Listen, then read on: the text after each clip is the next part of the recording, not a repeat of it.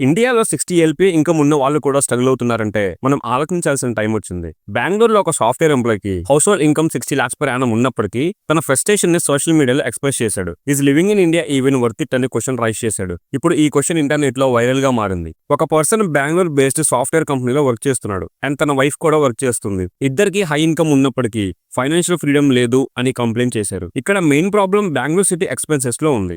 House rent, పిల్లల school fees, health care, daily essentials వీటన్ని రేట్లు ఆకాశాన్ని అంటుతాయి. రీసెంట్ గా తన మంత్లీ బడ్జెట్ క్యాల్కులేట్ చేసినప్పుడు రియలైజేషన్ వచ్చిందంట. ఈఎంఐ పేమెంట్స్, పిల్లల school fees, medical bills, groceries almost తన శాలరీ మొత్తం వీటికి ఖర్చు అయిపోతుంది అని. హై కాస్ట్ ఆఫ్ లివింగ్ తో జీరో సేవింగ్స్ అయిపోతుంది. ఫ్యూచర్ సెక్యూరిటీకి ఇన్వెస్ట్మెంట్ చేయలేకపోవడం, స్ట్రెస్ లెవెల్స్ పెరగడం వీటి వల్ల లైఫ్ లో హ్యాపీనెస్ కూడా మిస్ అవుతుంది. సో ఈ క్వశ్చన్ ని సోషల్ మీడియాలో పోస్ట్ చేసి చాలా మంది మిడిల్ క్లాస్ ఫ్యామిలీస్ సిచ్యువేషన్ ని హైలైట్ చేశారు. 60 ఎల్పీ ఇన్కమ్ ఉన్న మనిషి ఇలా స్ట్రగుల్ అవుతుంటే మిడిల్ క్లాస్ ఫ్యామిలీ సిచ్యువేషన్ ఏంటి భయ్యా? నెలకి 4 లక్షల పైగా సాలరీ సంపాదించే నువ్వే అలా అంటుంటే నెలకి 15,000 మరియు 20,000 సంపాదించే మాలాంటి వాళ్ళ సిచ్యువేషన్ ఏంటి? ఒక్కసారి ఆలోచించు. సో దీనిపైన మీ ఒపీనియన్ ని తప్పకుండా కామెంట్ చేయండి.